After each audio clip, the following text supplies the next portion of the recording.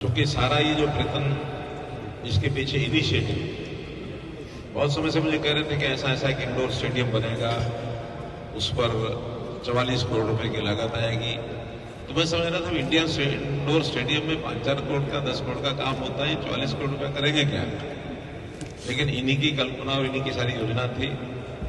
देख करके आज मुझे भी बड़ी प्रसन्नता हो रही है कि इंडोर स्टेडियम जिसमें स्विमिंग का भी है, जिसमें जिम के भी इतने बड़े बड़े हॉल और कई प्रकार का जिम है, योगा का भी एक स्थान अलग से बनाया गया है, एक ट्रैक जिसको वार्म अप ट्रैक वो भी छत के ऊपर ही बना दिया है। तो ऐसी अच्छी सुविधा, और जो मैंने अभी तक तो ऐसा कहीं देखा नहीं है जितना बड़ा ये एक इंडोर स्टेडियम का सेटअप यहाँ बनाया जा रहा है। ये बहुत ही सुंदर अभूतपूर्व ये बना है। इसके लिए जो भी कोई निर्माण करने में जिनकी भूमिका रही है, जिनकी कल्पना रही है, उन सबको मैं बहुत बहुत बधाई देता हूं। और करनाल के, न केवल करनाल शहर के बल्कि आसपास के जो भी लोग हैं इसका उपयोग करेंगे, क्योंकि जब अच्छी चीज होती है तो लोकल नहीं होती, फिर आसपास के लोग भी उसमें आते हैं। ये ठीक है कि इसको चलाने की व्यवस्था जो है वो किसी एक प्राइवेट पार्टी को दी है, क्योंकि प्रारंभ में बनाना तो आसान है, उसको लगातार चलाना ये बहुत बड़ा चैलेंज का काम होता है। तो प्राइवेट पार्टी को दिए तो स्वाभाविक है वो उसके कुछ चार्जेस में रखेगा, सब करेगा।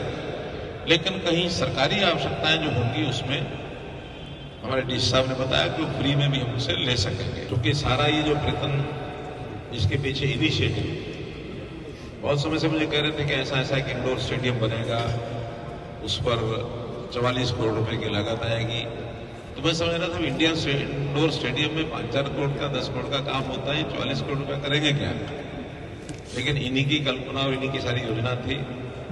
देख करके आज मुझे भी बड़ी प्रसन्नता हो रही है कि इंडोर स्टेडियम जिसमें स्विमिंग का भी है, जिसमें जिम के भी इतने बड़े बड़े हॉल और कई प्रकार का जिम है, योगा का भी एक स्थान अलग से बनाया गया है, एक ट्रैक जिसको वार्म अप ट्रैक वो भी छत के ऊपर ही बना दिया है।